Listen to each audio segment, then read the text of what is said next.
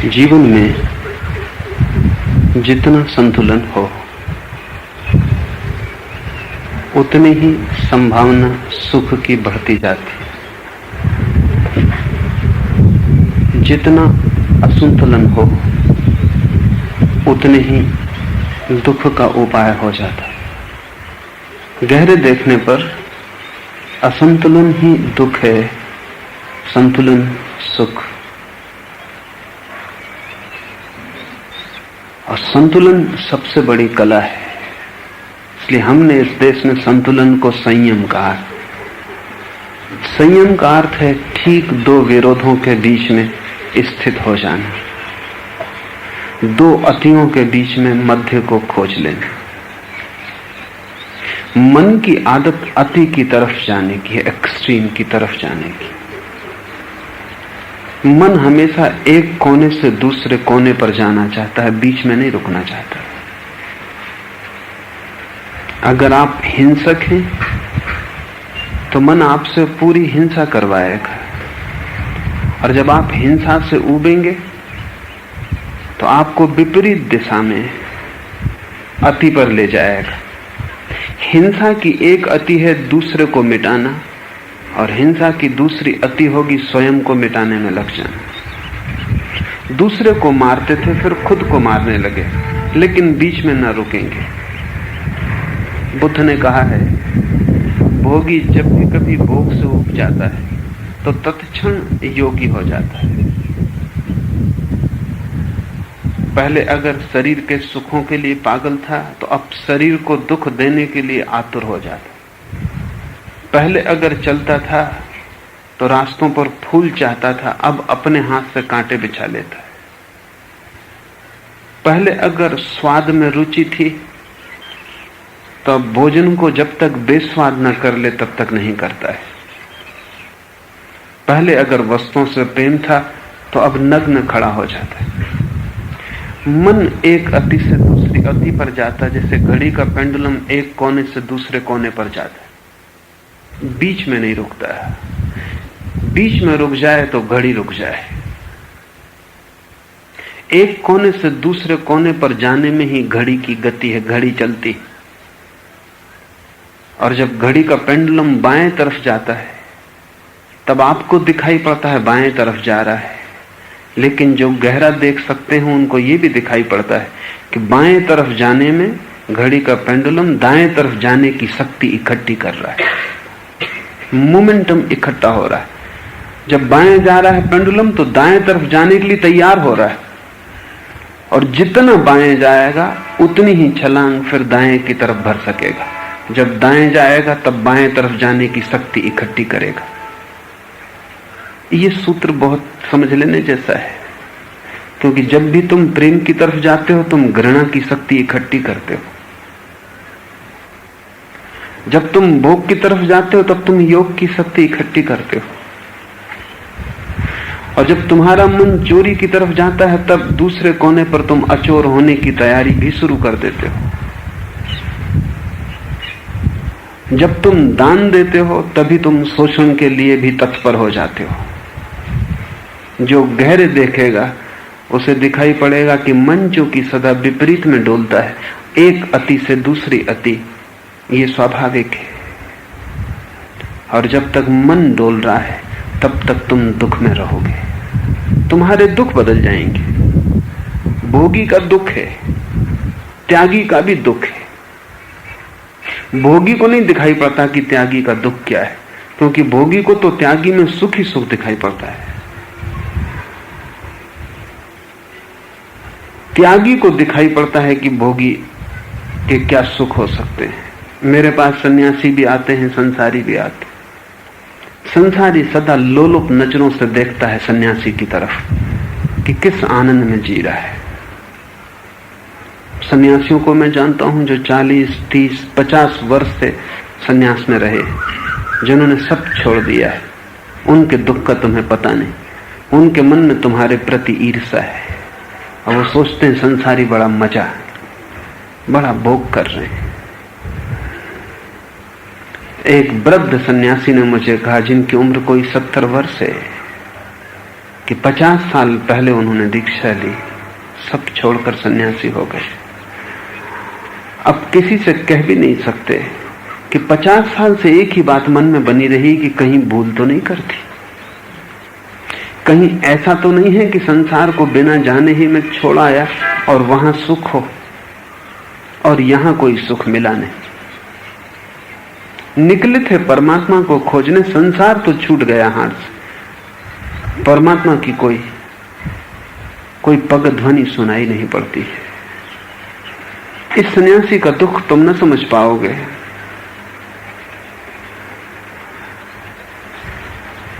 इसने किसी आशा में छोड़ा था, वो आशा पूरी नहीं हुई। इसने कोई सौदा किया था, जो हाथ में था वो चला गया और जो आने वाला था वो अब तक आया नहीं। अब जीवन चुक रहा है, 70 वर्ष उम्र हुई और अब ऐसा लगता है दोनों तरफ से गए। न संसार मिला न सन्यास मिला, माया मिली न राम। वैसी गूंज इस सन्यासी के मन में गूंजना स्वाभाविक है। ये मन का स्वभाव है कि तुम जहां हो वहां दुख देखता है और तुम जहां नहीं हो वहां सुख देखता है। झोपड़े में रहने वाले को दिखाई पड़ता है महलों में सुख, लेकिन महलों में रहने वालों ने कहा है कि महल जब तक न छोड़ा तब तक उन्हें सुख न मिला। बुद्ध और महावीर राजपुत्र हैं, वो महल छोड़ते हैं, त्यागते हैं। निश्चित ही उन्हें झोपड़े में कुछ दिखाई पड़ रहा होगा जो झोपड़े में रहने वाले को नहीं दिखाई पड़ता है।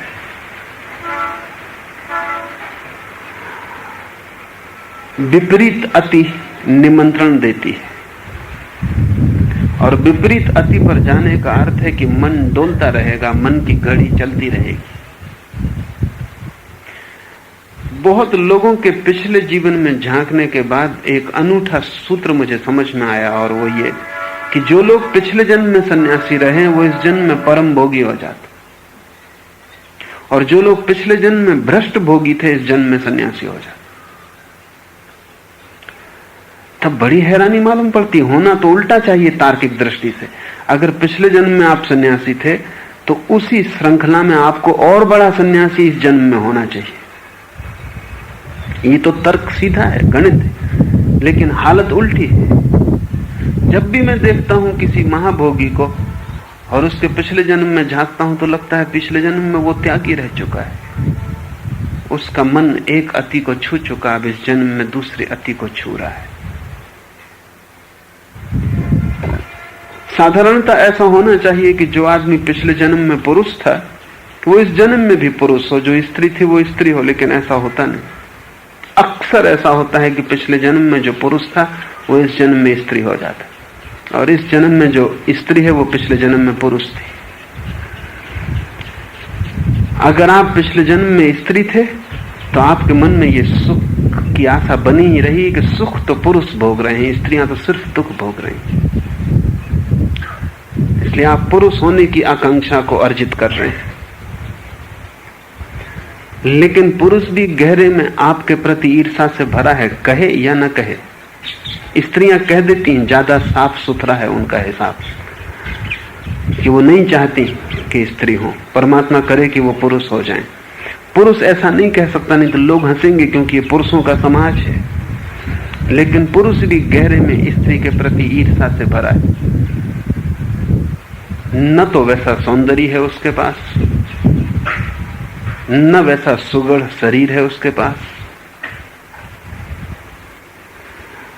और न वैसे सुख को भोगने की क्षमता उसे मालूम पड़ती जैसा स्त्री के पास। स्त्री कम असंतुष्ट होती, पुरुष ज्यादा असंतुष्ट होता है। स्त्री को थोड़ा भी मिल जाए तो राजी होती, पुरुष को कितना भी मिल जाए तो राजी नहीं होता।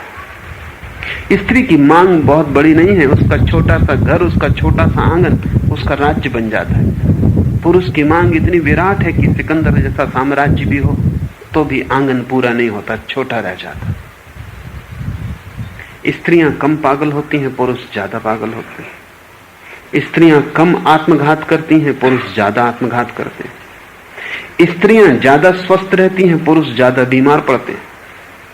ये सिर्फ पुरुषों का ख्याल है कि पुरुष ज्यादा मजबूत है स्त्रियों से, सिर्फ ख्याल है। अगर आप चिकित्सकों से पूछें तो वो कहेंगे स्त्रियां ज्यादा मजबूत हैं, पुरुष की मजबूती कम, सिर्फ दिखाई पड़ती। इसलिए दुनिया में विधवाएं ज्यादा दिखाई पड़ती हैं, विधुर कम, क्योंकि पुरुष पहले विदा हो जाते। 4 साल औसत उम्र ज्यादा है स्त्रियों की सारी पृथ्वी पर पुरुषों से।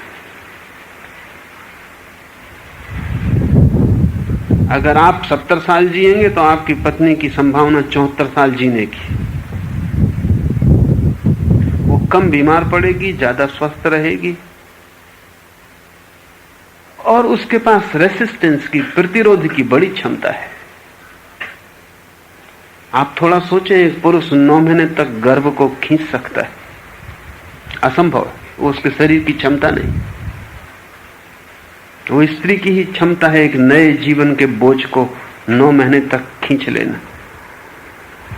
और 9 महीने पर भी गर्भ समाप्त कहां होता है, सिर्फ बाहर आता है, फिर बाहर खींचना शुरू होता है। पुरुष के मन में भी ईर्ष्या जगती है, कहीं गहरे अचेतन में वो स्त्री होना चाहता है, और इसलिए अक्सर जन्मों में योनि बदल जाती। ऐसा ही जीवन के सभी पहलुओं पर मन डवाडोल रहे तो ही जी सकता है। संतुलित हो जाए मन खो जाता है, जहां मन खोता है वहीं समाधि है। अब मैं आपके प्रश्न को लूं, बच्चों को निश्चित ही तर्क में प्रशिक्षित करना है, गणित में प्रशिक्षित करना है, उनका मस्तिष्क साफ सुथरा हो, प्रतिभाशाली हो, सक्षम हो, उनकी प्रतिभा बढ़े। बच्चों को पशुओं की भांति नहीं छोड़ देना है। पशुओं के जीवन में कुछ है लेकिन बहुत कुछ नहीं है।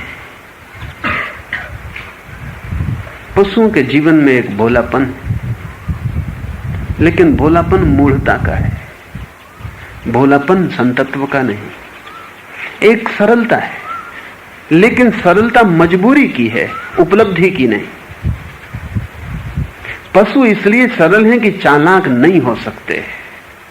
संत इसलिए सरल नहीं है कि चालाक नहीं हो सकता, चालाक हो सकता है, नहीं होता, वो उसका अपना निर्णय है।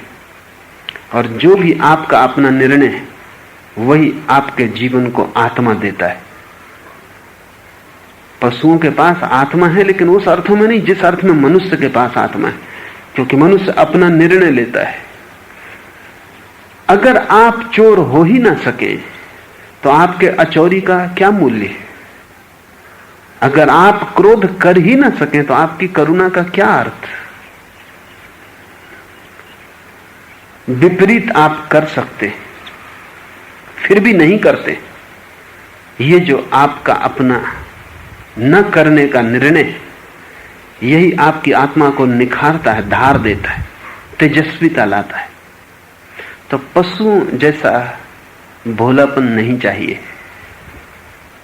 संतों जैसा भोलापन चाहिए। बच्चे को प्रशिक्षित करना होगा ताकि मनुष्य की सारी चालाकी को वो जाने, मनुष्य की सारी उपद्रव की जो दुनिया है उससे परिचित हो, उस अनुभव से गुजरे। लेकिन अगर इतना ही किया गया तो एक असंतुलित व्यक्तित्व पैदा होगा। तो बुद्धि तो प्रखर होगी, हृदय बिल्कुल सूना होगा।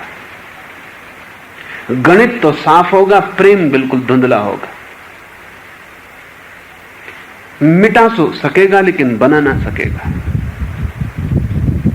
जीत तो सकेगा लेकिन हार ना सकेगा।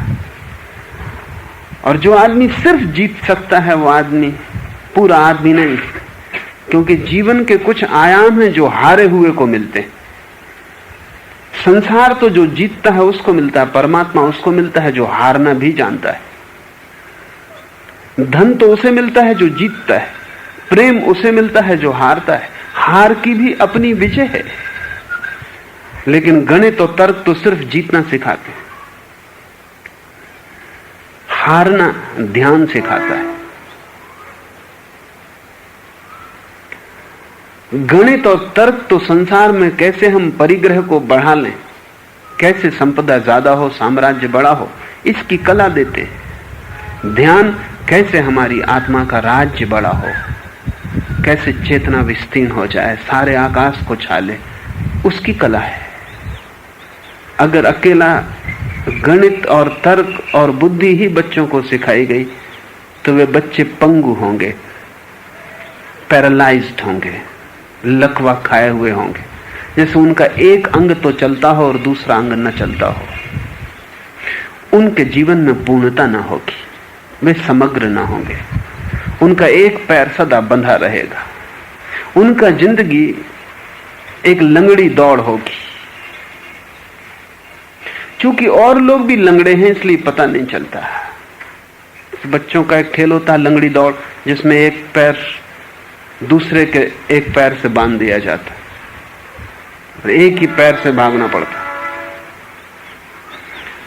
करीब करीब हमारी जीवन की व्यवस्था ऐसी लंगड़ी दौड़ ही है जिसमें हम एक पैर से भाग रहे हैं, फिर हार जाते हैं, टूट जाते हैं, मिट जाते हैं तो आश्चर्य नहीं। ध्यान दूसरा चरण है।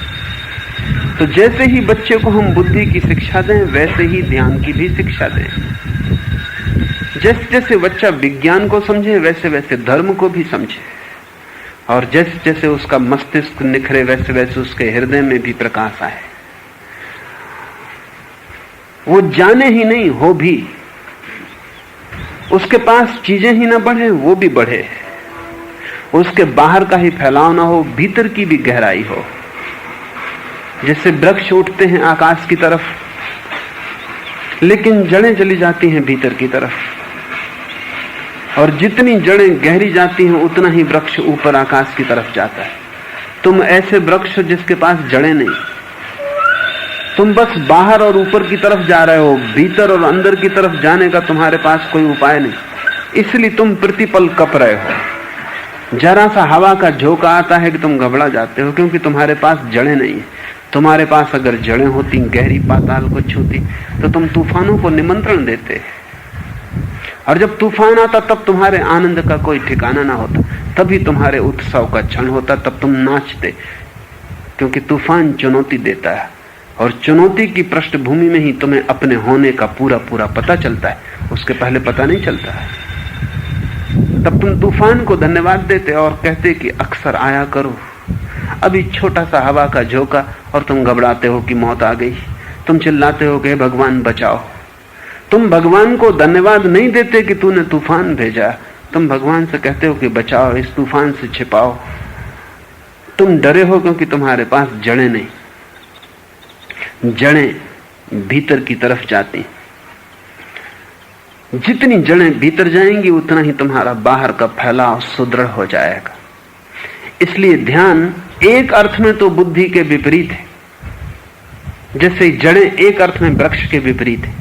वृक्ष ऊपर जाता, जड़ें नीचे जाती, दोनों की दिशा विपरीत है। इस अर्थ में ध्यान बुद्धि के विपरीत है, लेकिन एक अर्थ में जड़ों के ऊपर ही वृक्ष का सारा फैलाव खड़ा है, विपरीत नहीं है। ध्यान के ऊपर ही बुद्धि की सारी गरिमा निर्भर होती। इसलिए जो बुद्धि बुद्ध के पास है वैसी बुद्धि आइंस्टीन के पास नहीं हो सकती, क्योंकि बुद्ध के पास बुद्धि का ऊपरी जाल ही नहीं है, भीतर जलता हुआ ध्यान का दिया भी है। उस भीतर ध्यान के दिए से बुद्धि आलोकित है। इसलिए बुद्धि जो भी कर सकती थी गलत वो नहीं कर पाएगी। ध्यान का दिया उसे नियोजित रखेगा, ध्यान का दिया सदा मार्गदर्शन देगा, इसलिए बुद्धि भटक ना पाएगी।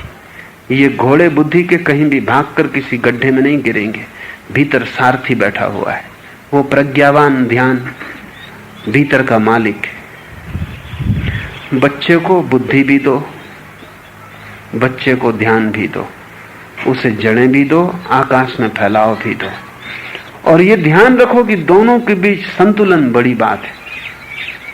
कोई भी अंग ज्यादा ना हो पाए, कोई भी अंग कम ना हो पाए। अगर तुम ऐसा कर सको तो ही तुमने ठीक अर्थों में माता का या पिता का कृत्य पूरा किया, तो ही तुम सही अर्थों में बच्चे को जन्म दिए। अन्यथा तुमने शरीर को जन्म दिया और आत्मा को तुमसे कोई सहारा न मिला। शरीर का जन्म तो बड़ी साधारण बात है, पशु पक्षी भी उसे पूरा कर लेते, उसमें तुम्हारी कुछ खूबी नहीं, कोई विशेषता नहीं। और एक और बात ख्याल रख लेना कि जब तुम बच्चे की आत्मा को निखारते हो तब तुम भी उसके साथ निखरते हो, क्योंकि यह असंभव है दूसरे को निखारना और खुद निखरने से बच जाना असंभव है। अगर तुमने अपने बच्चे को प्रेम किया, उसे बुद्धि की यात्रा दी, उसे ध्यान की जड़ें दी, तो तुम अचानक पाओगे कि उसे बनाने में तुम भी बनने लगे हो। जब मूर्तिकार एक मूर्ति को सुंदर बनाता है तो सिर्फ मूर्ति ही सुंदर नहीं बनती, उसके बनते बनते मूर्तिकार भी सुंदर होता जाता है। क्योंकि सौंदर्य को जन्म देना असंभव है बिना सुंदर हुए, संतुलन को जन्म देना असंभव है बिना संतुलित हुए। अगर तुम सच में पिता हो तो तुम्हारे घर में एक बेटे का जन्म तुम्हारी पूरी जिंदगी को बदल देगा, क्योंकि अब तुम बेटे को सुंदर, स्वस्थ, शांत बनाने की चेष्टा करोगे तो तुम कैसे अशांत रह पाओगे? तुम जो बेटे के लिए करोगे उसके पहले तुम्हें अपने लिए करना होगा। एक पति और पत्नी तब तक स्वच्छंद रह सकते हैं जब तक एक बच्चे का जन्म नहीं हुआ। बच्चे के जन्म के साथ एक नई कड़ी पैदा हो गई। अब खिलवाड़ नहीं चल सकता, अब जिंदगी एक गहन दायित्व है, और दायित्व रसपूर्ण है क्योंकि प्रेम से भरा है। ये बच्चा माँ बाप दोनों को बदलना शुरू करेगा। अगर सच में तुम इसे प्रेम करते हो तो तुम बदल जाओगे। अगर तुम इसे प्रेम नहीं करते हो तो तुम चीख पुकार मचाते रहोगे कि बच्चा बिगड़ रहा है, समाज खराब है, सब खराब हुआ जा रहा है। बच्चा कभी भी समाज के कारण नहीं बिगड़ता, तुम्हारे कारण बिगड़ता है, और तुम ही समाज हो। और बड़े मजे की बात है कि जिसको तुम समाज कहते हो सभी के बच्चे, लेकिन बाप वैसा ही बना रहता है जैसा वो बच्चे के पैदा होने के पूर्व था। मां वैसी ही बनी रहती है जैसे वो बच्चे के पैदा होने के पूर्व थी। तो ये बच्चा पैदा तो जरूर हो गया, लेकिन तुम्हारे हृदय में इसके लिए प्रेम नहीं है। तुम्हारा प्रेम पूरे समाज को बदल देगा। इसे ठीक से गहरे में बैठ जाने दो कि तुम जो भी निर्माण करते हो वो तुम्हें भी निर्मित करता है। निर्माता अपनी निर्मिति से मुक्त नहीं हो सकता। एक सुंदर कविता का जब जन्म होता है तो उसके साथ एक सुंदर कवि का भी जन्म हो जाता है, और अगर ऐसा न हो तो समझना कि कविता उधार है, वो जन्मी नहीं है, बाजार से खरीद लाई गई है। इसलिए जब तुम्हें कोई कवि मिले और तुम पाओ कि उसकी कविता की सुगंध उसमें नहीं, तो समझना वो कविता उसकी रही ही ना होगी। इस देश में हम पुराने समय में कवि को ऋषि कहते थे, अब नहीं कहते क्योंकि अब कहना उचित भी नहीं। ऋषि का अर्थ कवि ही होता था। बड़ी अजीब बात है, आज तो ऋषि और कवि में बड़ा फर्क दिखाई पड़ता है। न तो ऋषियों में कविता दिखाई पड़ती है, न कवियों में ऋषित्व दिखाई पड़ता है। दोनों कहीं खो गए हैं। हमारी प्राचीन धारणा यह थी कि जब भी कोई व्यक्ति कवि होगा उससे काव्य का जन्म होगा, तब यह काव्य का जन्म उसकी पूरी अंतर्धारा को, उसकी चेतना को बदल जाएगा। क्योंकि सुंदर का जन्म कुरूप से हो कैसे सकता है? अगर वस्तुतः यह जन्म है, तुमने बच्चे को गोदी ले लिया हो तो बात अलग,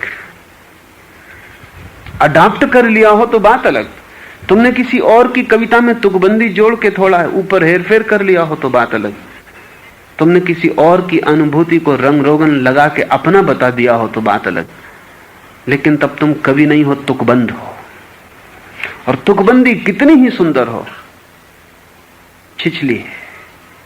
वो सौंदर्य वैसा ही जैसे किसी स्त्री ने ऊपर अपने चेहरे के पाउडर वगैरह लगा के, लिपस्टिक वगैरह लगा के धोखा दिया हो, नाटक के मंच पर ठीक, लेकिन जीवन में वो रंग रोगन काम ना आएगा। जरा सी वर्षा होगी और पाउडर बह जाएगा, और तब स्त्री इतनी कुरूप लगेगी जितनी कि बिना पाउडर के कभी ना लगती, क्योंकि जगह जगह छिद्र हो जाएंगे सौंदर्य में, और जगह जगह से कुरूपता झांकने लगेगी।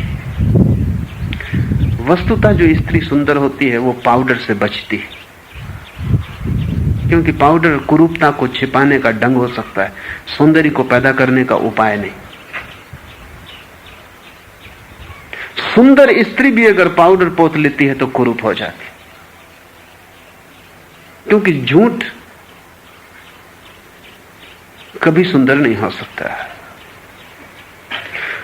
साधारण सी घरेलू स्त्री भी, जिसको होमली कहें, जिसको नाटक के मंच पर खड़ा न किया जा सके,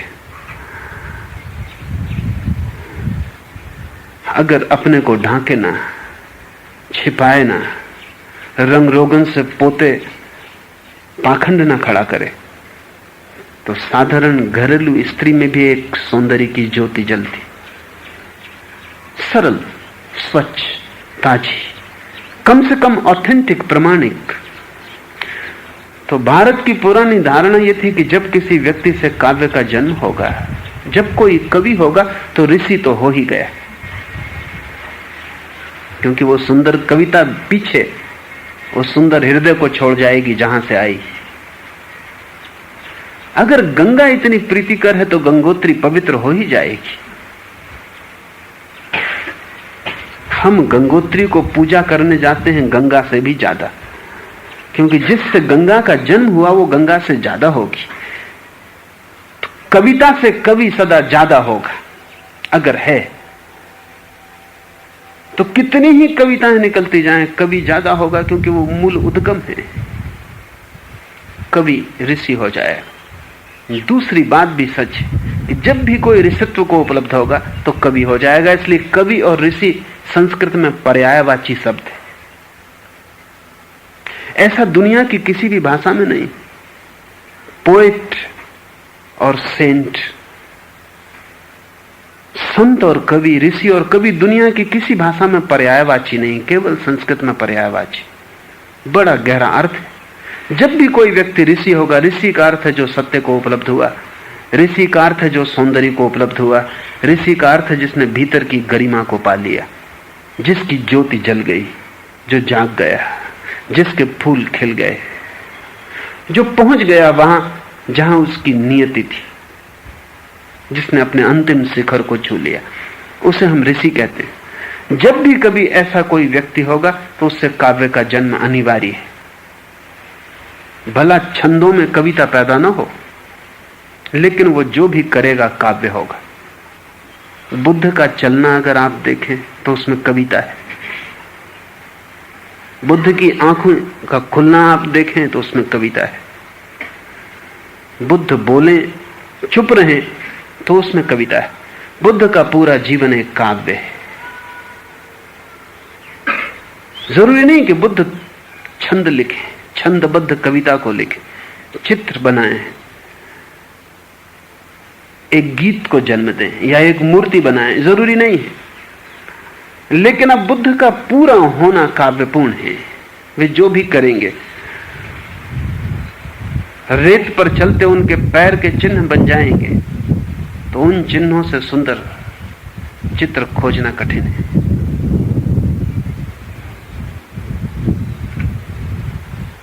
ऋषि अनिवार्य रूपेण कवि हो जाएगा, कवि अनिवार्य रूपेण ऋषि है।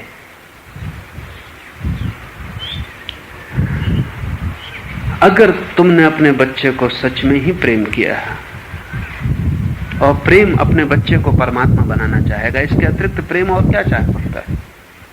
इससे छोटे पर प्रेम कभी राजी नहीं होता।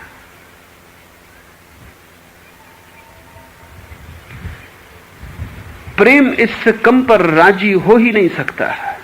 अगर तुम अपने बेटे को डॉक्टर बनाना चाहते हो तो तुमने अभी प्रेम किया ही नहीं। अगर तुम अपने बेटे को एक बड़ा दुकानदार बनाना चाहते हो, तुमने प्रेम अभी जाना ही नहीं। मैं ये नहीं कह रहा हूं कि बेटे को दुकानदार मत बनाना और डॉक्टर मत बनाना। डॉक्टर भी बनना होगा, दुकानदार भी बनना होगा, लेकिन उतने पर मां की, पिता की आकांक्षा नहीं रुकेगी। वो बीच का पड़ाव हो सकता है,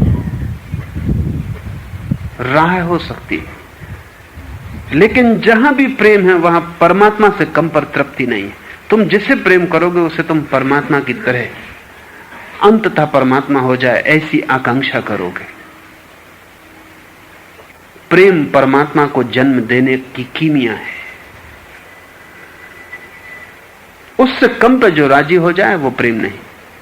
उसमें कुछ और होगा, संसार का सौदा होगा, व्यवसाय होगा, धन प्रति महत्वाकांक्षा, कुछ और रस होंगे, लेकिन प्रेम नहीं। और जब भी प्रेम होता है तो परमात्मा को जन्म देने की संभावना पैदा होती। तुम बच्चे को ध्यान भी देना, बुद्धि भी देना, और दोनों के बीच संतुलन भी देना।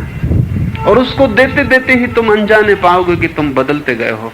जिस दिन तुम्हारे बेटे की प्रतिमा पूरी निखरेगी, उसके पहले तुम निखर चुके हो। अचानक तुम पाओगे कि बेटे को बनाने में तुम बन गए हो। और अगर बेटा बिगड़ रहा है तो उसका अर्थ है कि तुम बिगड़े हुए हो, और तुम्हारा प्रेम इतना नहीं है कि तुम अपने को बदलने को राजी हो बेटे के लिए। तो बड़े मजे की घटना घटती है। बाप वही किए चला जाता है जो वो चाहता है बेटा ना करे। मां वह किए चली जाती है जो उसने सदा चाहा है कि उसकी बेटी ना करे, उसका बेटा ना करे। और बच्चे तुम्हारी शिक्षाओं से नहीं सीखते, तुमसे सीखते। और बच्चों की आंखें बड़ी साफ और पैनी, अभी उन पर धूल नहीं जमी जीवन की। तुम्हारे शब्दों के आर पार देख लेते हैं। बच्चे तुम्हारे शब्दों के जाल में नहीं पड़ते। तुम क्या कह रहे हो इसकी उन्हें फिक्र नहीं, वो तुम्हें देख लेते, वो सीधा तुम्हें पहचान लेते। उनकी पकड़ प्रत्यक्ष है। इसलिए बच्चों से झूठ बोलना बहुत मुश्किल है, क्योंकि वो तुम जब झूठ बोलते हो तब झूठ कोई बोला थोड़ी जाता है। सिर्फ झूठ बोलते वक्त तुम्हारा पूरा चेहरा कहता है कि झूठ, तुम्हारी आंखें कहती हैं कि झूठ, तुम्हारा हाथ बच्चे को छू रहा है वो कहता है कि झूठ।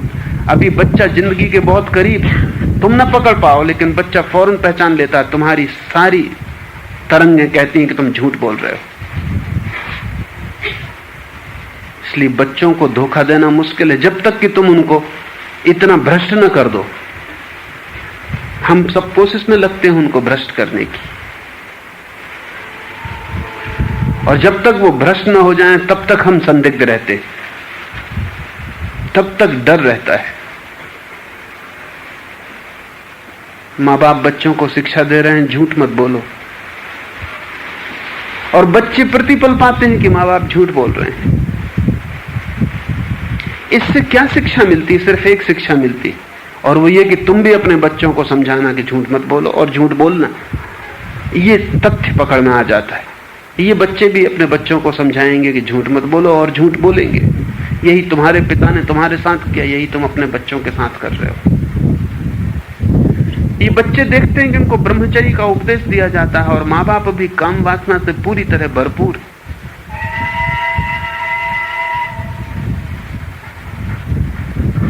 उनको दिखाई पड़ता है तुम्हारा व्यवहार, उनकी समझ में आता है।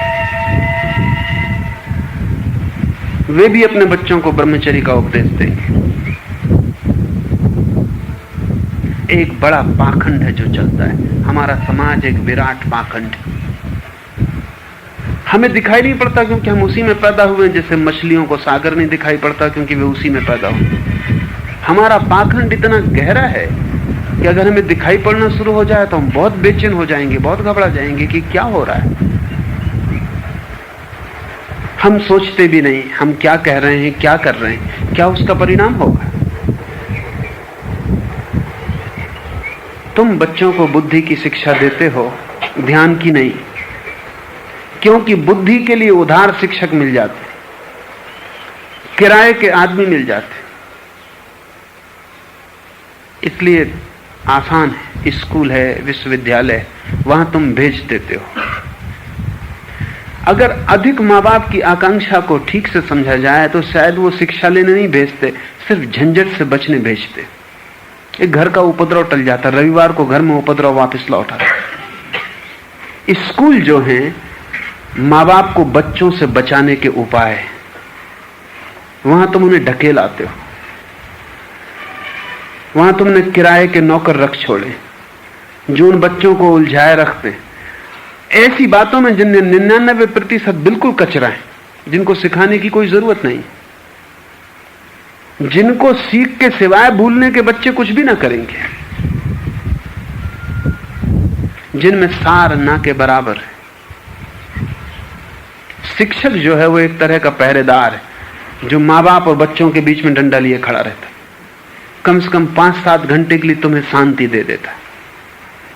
कैसा ये प्रेम है जो बच्चों के कारण अशांत होता हो? ये प्रेम नहीं है। ये बच्चे आकस्मिक घटनाएं जो तुम्हारे ऊपर पड़ गए हैं, दुर्घटनाएं, इनको किसी तरह ढोना है। और तुम उन्हें स्कूल क्यों भेज रहे हो? इसलिए नहीं कि इनकी आत्माएं निखर आए, तुम इन्हें स्कूल भेज रहे हो ताकि समाज का सारा पाखंड ये व्यवस्था से सीख जाए, समाज का सारा जाल, गणित, चालाकी ये सीख के वापस लौट आए, ये निष्णात हो जाएं, ये समाज के सदस्य हो जाएं। तुम इनको तैयार कर रहे हो। तुम्हारी महत्वाकांक्षाएं अधूरी रह गई। तुम करोड़ कमाना चाहते थे, नहीं कमा पाए। तुम्हारा बेटा इसे पूरी करेगा। तुम बेटे को तैयार कर रहे हो। और अगर बेटा परीक्षाओं में असफल होता है तो तुम दुखी होते हो, इसलिए नहीं कि बेटा असफल हुआ, इसलिए कि तुम्हारी महत्वाकांक्षा डमाडोल होती है। ये बेटा कैसे तुम्हारी महत्वाकांक्षा पूरी करेगा? ये बच्चे तुम्हारी महत्वाकांक्षाओं का फैलाव है, ये तुम्हारी वासनाएं हैं। तुम इनके कंधे पर सवार होकर यात्रा करना चाहते हो। इसलिए बेटा अगर धन कमा के घर लाए तो बाप खुश होता है, छाती से लगाता है। बेटा अगर धन गंवा के घर आए तो कोई उसका स्वागत नहीं करता। जीसस की एक बड़ी प्यारी कथा है, वो तुम समझो। जीसस निरंतर कहते थे, और चूंकि जीसस का सारा जोर प्रेम पर था, वो कहानी सूचक है। जीसस कहते थे एक बाप के 2 बेटे थे। बाप बड़ा धनी था। एक बेटा बाप का आज्ञाकारी था और एक बड़ा विद्रोही था। एक कमाई को बढ़ाता और एक कमाई को तोड़ता और घटाता। अंततः इन दोनों बेटों को अलग कर देने के सिवा कोई उपाय न रहा।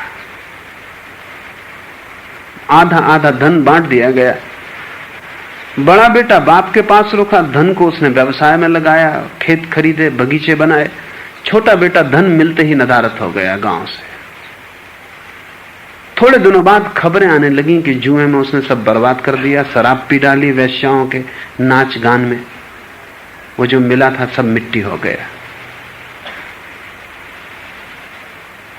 बाप ने खबर भेजी कि घर वापस लौट आओ। छोटा बेटा जो घर छोड़ के चला गया था, जुआरी था, शराबी था, उसे भरोसा ना आया कि मेरे सब बर्बाद कर देने पर भी बाप मुझे वापस बुला सकता है। प्रेम भरोसे योग्य है भी नहीं, और जब कभी प्रेम घटता है तुम्हें भी भरोसा ना आएगा। चोरी घटे भरोसा आता है, घृणा हो भरोसा आता हो। प्रेम ऐसा अनहोना है कि कहां दिखाई पड़ता है। लड़के को भी भरोसा नहीं आया, लेकिन जार जार था, दीन हो गया था, भीख मांगता था, सोचा लौट चलूं। इस भीख से तो घर के कोने में पड़ा रहूंगा, वही ठीक। बेटे के आगमन की खबर आई तो बाप ने बड़ा उत्सव समारोह मनाया, मिष्ठान और भोजन तैयार करवाए, सारे गांव को भोजन पर आमंत्रित किया। बड़ा बेटा खेत से लौट रहा था, तब गांव के कुछ लोगों ने कहा कि हद हो गई, तुम्हारा दुर्भाग्य, तुम यहां घर में हो, बाप की सेवा करते हो, कमाते हो, मेहनत करते हो, लेकिन तुम्हारे स्वागत में कभी इस तरह कालीन नहीं बिछाए गए, और न तुम्हारे स्वागत में कभी बैंड बाजे बजे, और न तुम्हारे स्वागत में कभी भोज उत्सव हुआ। और वो आवारा लड़का तुम्हारा छोटा भाई वापस लौट रहा है सब बर्बाद करके, और उसके स्वागत का इंतजाम हो रहा है। जाओ तुम भी स्वागत में सम्मिलित हो जाओ। दिए जलाए गए हैं घी के, बैंड बाजे बजते, मेहमान इकट्ठे। बाप गांव के द्वार पर आवारा बेटे की प्रतीक्षा कर रहा है। बड़े बेटे को भी दुख हुआ, चोट लगी, वो घर जाके उदास बैठ गया। और जब बाप बेटे को लेके लौटा, नए छोटे बेटे को जो भाग गया था वापस लौटा, बड़े बेटे को उदास पाके उसने पूछा कि तू उदास क्यों है? बड़े बेटे ने कहा, उदासी स्वाभाविक, मेरा कभी कोई स्वागत नहीं होता और मैं तुम्हारी सेवा कर रहा हूं, मैं तुम्हारे लिए धन कमा रहा हूं, तुमने जितना धन दिया उससे 4 गुना मैंने कर दिया है। और ये आवारा सब बर्बाद करके लौट रहा है, इसका स्वागत हो रहा है।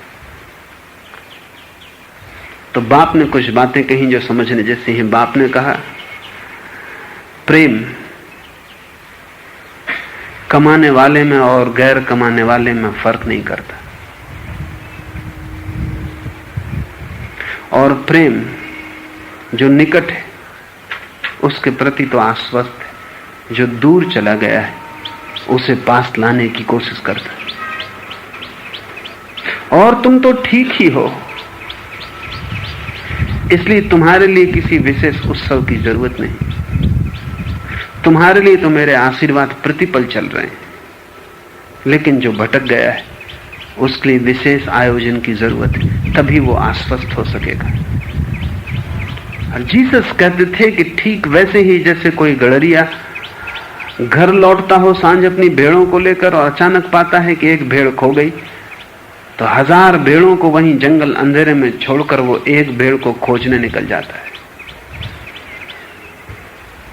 1000 की चिंता नहीं करता कि क्या होगा, लेकिन एक जो भटक गई उसे लेने निकल जाता है। और जब वो एक भेड़ मिल जाती है जो भटक गई, तो उसे कंधे पर रख के वापस लौटता है। जीसस कहते थे कि प्रेम महत्वाकांक्षा नहीं है। यही मैं तुमसे कहता हूं, प्रेम की कोई मांग नहीं है। प्रेम बच्चे के द्वारा कुछ पाना नहीं चाहता है। प्रेम तो बच्चे को ही परमात्मा की तरह पाना चाहता है, बच्चे के द्वारा कुछ नहीं पाना चाहता। बच्चे के कृत्यों का बड़ा सवाल नहीं है, बच्चे की आत्मा का सवाल है। लेकिन शिक्षा दी जा सकती है विद्यालय में। धर्म कौन देगा? धर्म के भी विद्यालय हमने बना रखे, वो नकली हैं, क्योंकि धर्म का कोई विद्यालय नहीं हो सकता। एक पंडित के पास भेज देते हैं जिसे खुद भी धर्म का कुछ भी पता नहीं, जो खुद वैसा ही जी रहा है जैसे तुम जी रहे हो। तुम दुकान कुछ और करते हो, वो धर्म की दुकान करता है, तुम दोनों ही दुकानदार हो। उसके पास हम बच्चों को भेज देते हैं धर्म सीखने, वो सिखा देता है। जैसे धर्म कोई ज्योग्राफी हो कि इतिहास हो, पाठ पढ़ा देता है, बच्चे को कंठस्थ करवा देता है। और धर्म की भी परीक्षाएं हैं, बच्चे परीक्षा पास करके सर्टिफिकेट लेके लौट आते हैं। ये धोखा है। धर्म की कोई परीक्षा नहीं, जीवन ही पूरी उसकी परीक्षा है। और धर्म का कोई सर्टिफिकेट नहीं दे सकता, मौत ही देगी। मरते क्षण ही मौत सर्टिफिकेट देगी कि तुम धार्मिक थे या नहीं। उसके पहले कोई सर्टिफिकेट नहीं दे सकता। मौत के क्षण में अगर तुम आनंदित रहे तो तुम उत्तीर्ण हुए, मौत के क्षण में अगर तुम दुखी हुए तो तुम अनुत्तीर्ण हुए। जीवन, पूरा जीवन धर्म की शिक्षा है और मृत्यु उसकी परीक्षा है। कौन पंडित इसे पूरा करेगा? कौन सा शास्त्र इसे पूरा करेगा? कोई शास्त्र, कोई पंडित काम नहीं आ सकता। और तुम्हें धर्म की कोई खबर नहीं है, इसलिए कैसे तुम बच्चे को धर्म दो? कैसे तुम उसे ध्यान दो? तुमने खुद ही ध्यान कभी नहीं जाना, तुम खुद ही कभी उस रस में नहीं बहे। बच्चे को तुम्हें जो देना हो वो तुम्हारे पास होना चाहिए। धनी बाप होगा तो बेटे को धन देगा, ध्यानी बाप होगा तो बेटे को ध्यान देगा। जो तुम्हारे पास नहीं है वो तुम दोगे कैसे? प्रेमी बाप होगा तो प्रेम देगा। हम वही दे सकते हैं जो हमारे पास है। मुझसे लोग पूछते हैं, कभी कोई युवक, कोई युवती, कि क्या ये उचित होगा कि वे एक बच्चे को जन्म दें? तो मैं उनको कहता हूं, पहले तुम ध्यान में गहरे हो जाओ, क्योंकि जब बच्चा सामने खड़ा होगा तब तुम उसे दोगे क्या? और ध्यान अगर तुम्हारे पास नहीं तो बच्चे की मौजूदगी तुम्हें बड़ा निर्बल और दुर्बल और दीन सिद्ध करेगी। तुम्हारे पास देने को कुछ भी नहीं है।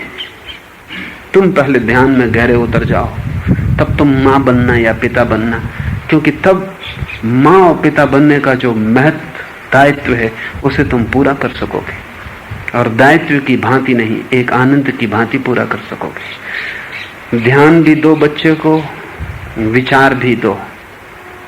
विचार से वो संसार में सफल होगा, ध्यान से वो परमात्मा में सफल होगा।